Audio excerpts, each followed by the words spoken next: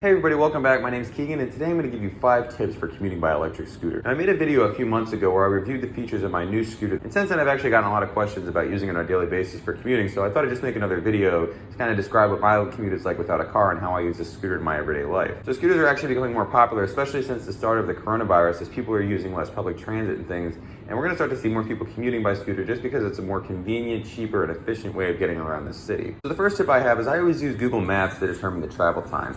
So in Tampa, everything can be reached within about 20 or so minutes in a 5-mile radius on my scooter, and it doesn't take long to get places at all. So let's say, for example, you want to travel from an apartment in the downtown area to McDitton's, a bar in Soho. It'll tell you the estimated travel time as well as the locations of nearby scooters.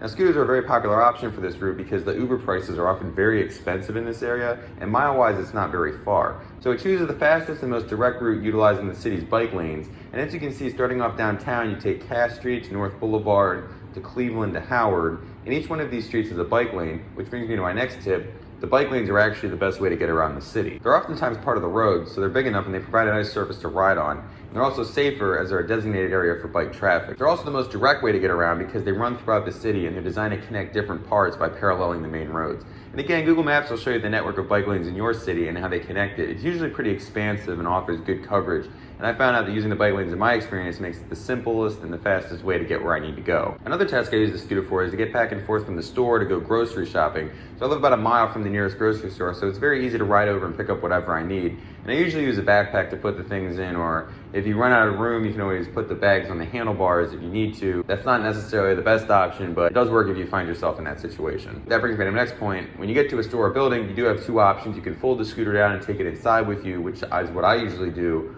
or you can lock it up outside when that's not an option. And so for that, I actually use this U-lock to lock it up to the nearest bike rack outside of the building. And it's very easy. Just pull the scooter right up next to the rack, disconnect this, put it around the main part of the scooter, lock it up, and you can set your combination, and it keeps it safe and secure. It's very convenient, it's secure, and it's portable. It fits right in your backpack, and it's cheap. I got this on Amazon for about $16. The last tip I have is always remember to charge your scooter. This may seem obvious, but I've talked with a lot of people who say they forget to charge it or didn't charge it enough.